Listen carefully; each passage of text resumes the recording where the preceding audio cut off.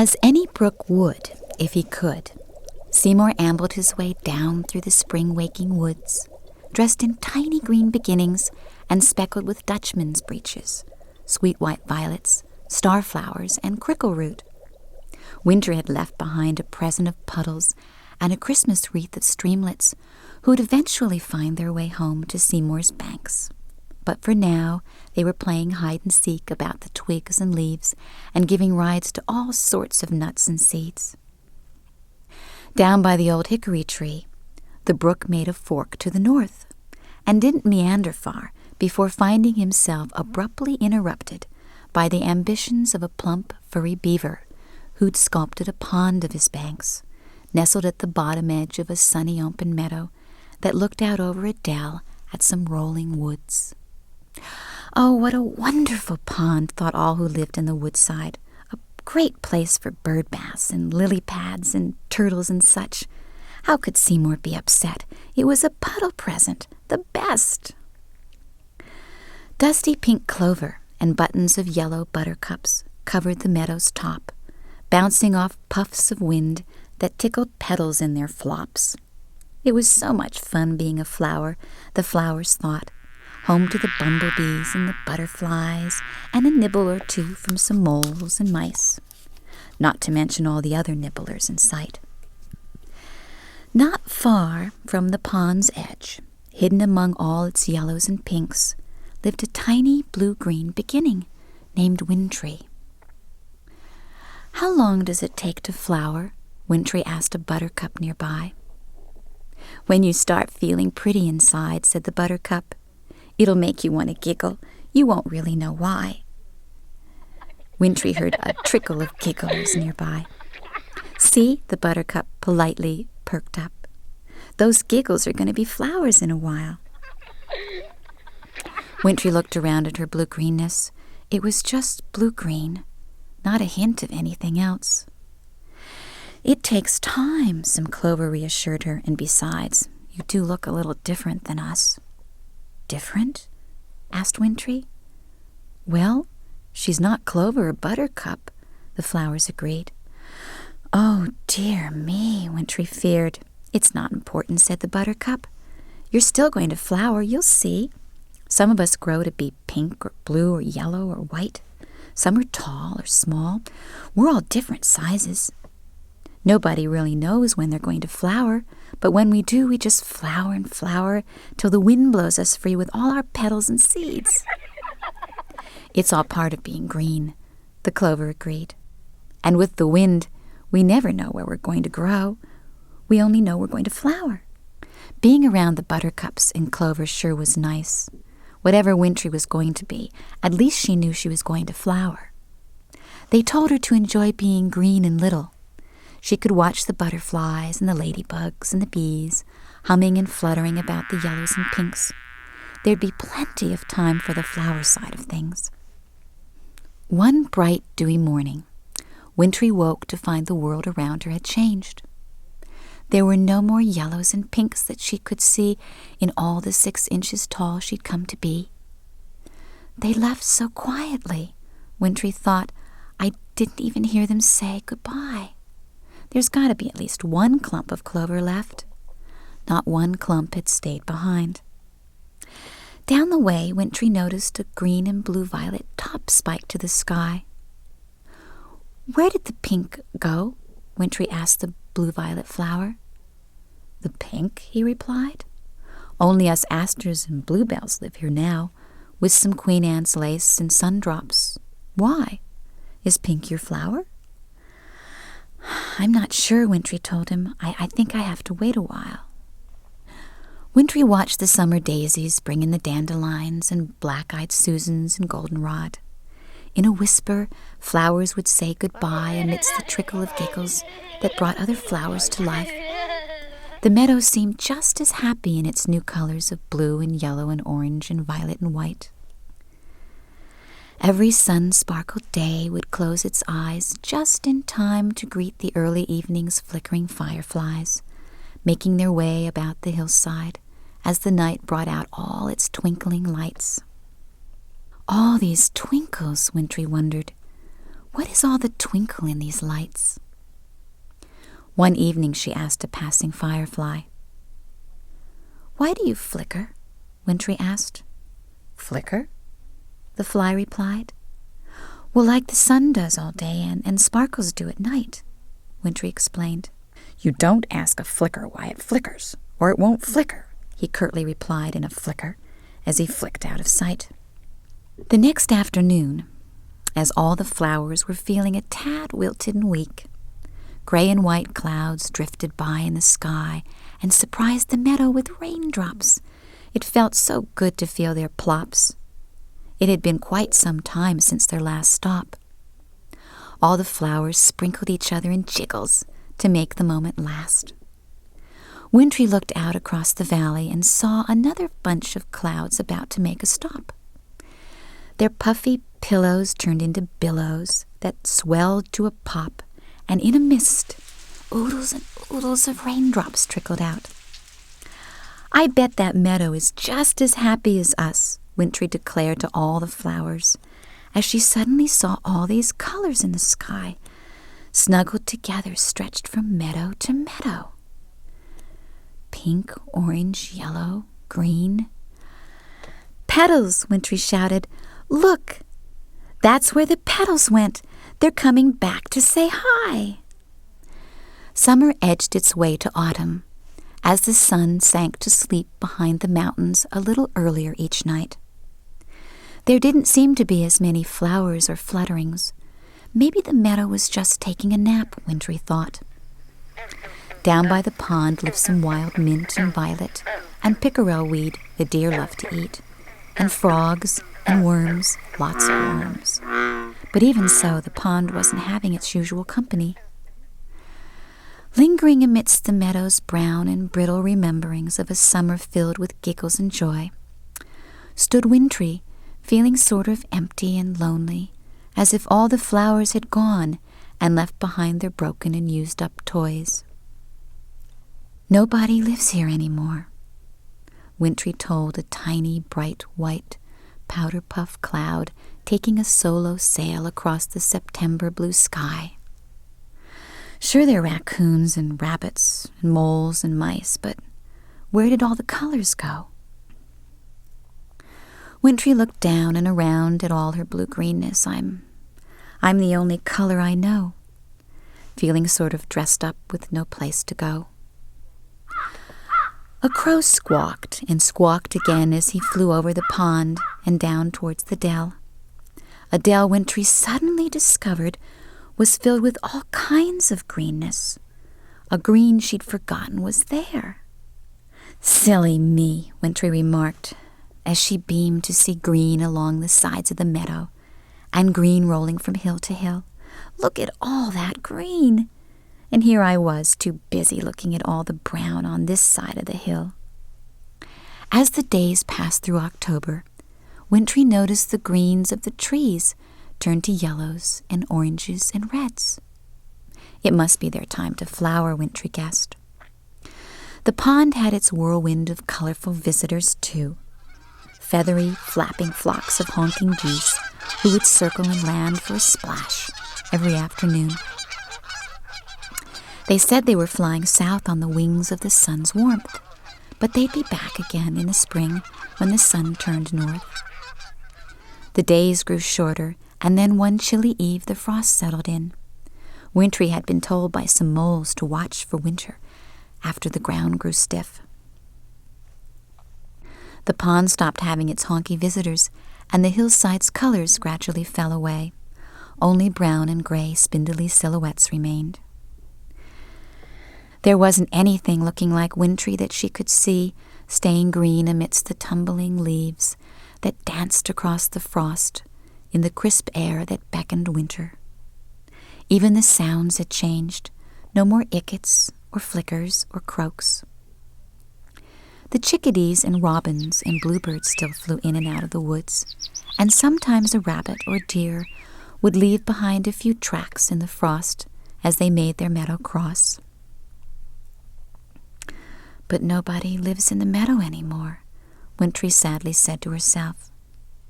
The wind took on a cold, biting air, so cold it made Wyntree feel like she wasn't welcomed there anymore. One morning she woke and found herself twisted and bent. "I thought you were my friend," she said to the wind. Snow came and buried Wyntree in a drift made by being in the way of a meadow that was accustomed to a smooth and flawless face. It was so hard to understand why she, in all her greenness, was still growing in this place.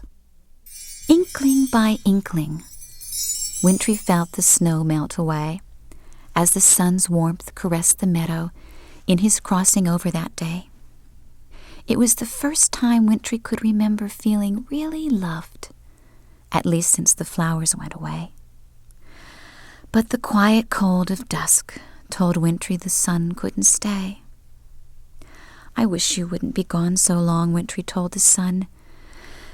"You're all I've got."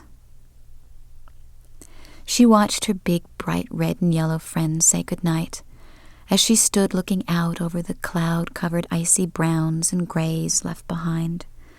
There wasn't even a hint of sparkle in the sky.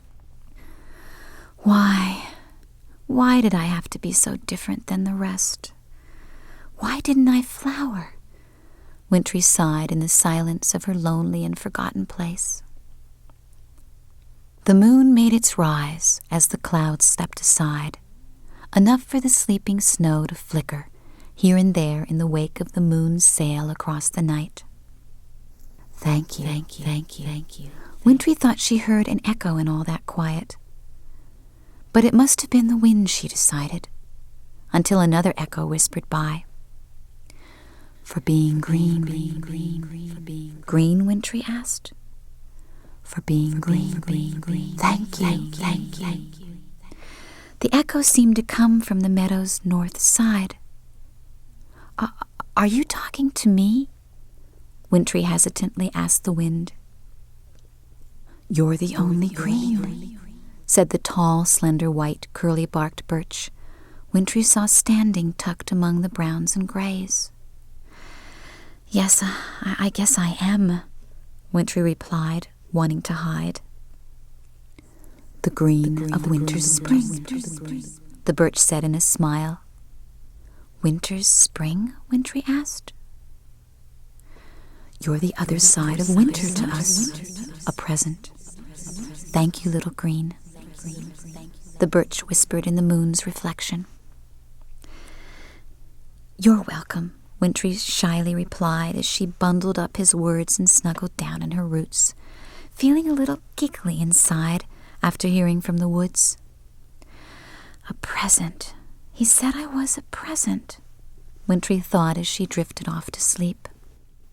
"You are the meadow patch's Christmas tree," Wyntree heard in her dreams, as she saw a patch of lightness, seemingly made of snowflake crystals and sunshine and mist, soft and gentle in its movement, cup and cradle her, as if she were something found that had been dearly missed. "A Christmas tree?" Wyntree timidly asked. "But I don't know how to be." "It's all inside your tree," the light cheerfully assured her. "We just have to bring it some spring." From a hiding place deep down in Wyntree's heart appeared a tiny wooden box, wrapped in oak leaves with an acorn top. "In here," the light tenderly said, "is all you treasure." From it rose a sparkle of sunset that came and hung off her bough, while a gray and yellow butterfly popped out and flew about. "The blue-green in your needles is the love the meadow holds for the stream. And every time there's a touch of water to your sprigs, the stream is saying, 'I love you, dear meadow green of my being. Wait till you see the flowers I bring you in spring.'" From the box came another treasure in sprinkles of morning dew, as a dove came and perched for a song, while the sun peeked through. "If you love this, love the snowflakes too," flickered the light, "for they're the winter's morning dew. They touch and tickle, and in the sun's love make icicles, until the spring brings the puddles and pinks and greens and yellows." Blue sky and a wisp of wind nudged Wyntree's peak, while a powder-puff cloud snuggled in for a sleep. Trailing down and around appeared some pine cones as one dropped from her tree into a stream weaving through the mountains, sitting at her feet. When she looked again at the box, there appeared a plump, smiling moon. "When you smile," the light said, "the moon smiles too." It dangled off her lower bough, where beneath a clump of orchids came to flower and some geese flew south. In looking again at the box, Wyntree noticed a flickering inside. "A star wants to come out," Wyntree was told by the loving wisp of sun-sparkled light. "A star?" Wyntree asked. "But it's afraid to shine." "Why?" "The universe seems so big to that tiny light. But someday she'll say, 'Wait a minute, I have a right to shine,' and she'll come out of that box to see that home is really on the top of your tree." "My tree?" Wyntree asked. "She's your little star. Take care of her, Wyntree. She's the sparkle in your heart." "Oh, look how pretty you are," Wyntree heard, as she was picked up with all her treasures and turned back down to bed. "When you were only the dream of a seed, I passed over this patch, thinking it so needed a warm, fuzzy Christmas tree, and then I felt the twinkle of your love for the stream. A candlelight in the meadow. That's what you are to me. Where would winter be without your precious green? Sweet dreams, my little Wyntree," whispered the glow of Father Winter as a sparkle kissed her peak. In the lingering love of Wyntree's sleep, she felt a sudden jiggle to her tree. "Please, please, not now," Wyntree mumbled. "I so want to sleep." But the jiggle kept on jiggling. Jiggle, jiggle, jiggle. Okay, Wyntree said, as she felt forced to wake and see the nudge of a reindeer's nose and the lick up the side of her tree. Sunny morning tickles on Wyntree's icicles coaxed her to wake to a field dusted in fluffy white snowflakes. A few bluebirds were playing in the distance from tree to tree, as the pond sat beneath its icy hat, inviting feathered and furry visitors for a drink. Wyntree looked around at all her blue-greenness, thinking maybe she really might be a tree, like all those spindly grays and browns, instead of a flower to be, but she was still green. A bright red cardinal flew out of the woods and stopped by the pond. He was as bright as a petal, Wyntree thought, riding on the wind. After a sip or two, he took off across the meadow and then circled back over Wyntree's green. "What a cute little tree," he chirped. "Am I really a tree?" Wyntree asked. "Why, sure you are," he said in a flap as he turned to make his way south. "Can't you see? Your boughs even have sprigs sticking out." Wyntree quietly examined all her parts. "You mean I'm not a flower?" she asked. "Everything flowers," he assured her as he dipped out of sight. Wyntree thought about the dream she'd had last night and the birch tree on the hill. She could see him better now, standing as white as snow at the edge of the woods. A Christmas tree. How do I be?" Wyntree quietly asked as she looked around the meadow patch. "Love being green," came from the heart of curly white bark. Wyntree watched the snowflakes who had hugged her trunk in the early morn melt into puddles with the sun's afternoon love, only to put on icy hats again with the coming of dusk. In the evening twilight, the stars felt like a halo about Wyntree's peak, as she stretched out her tiny boughs across the meadow just to see how far she could reach. The moon was so full and bright that night, Wyntree thought it might be smiling too. There were icicle sparkles here and there in the woods, with a trail of dancing sparkles down to the pond. No flow, no guo. No flow, no guo. Sometimes you're the only sound I hear, Wyntree said to the winding sparkles. Do you ever go to sleep? I heard your name was Seymour. Did the beaver really do that to your stream? I hope the puddle hasn't made too much of a muddle for you, but maybe you're used to those things. I was told you're always getting everybody's leftover nuts and twigs and leaves. Just think of them as presents. You really are nice to have in the trees.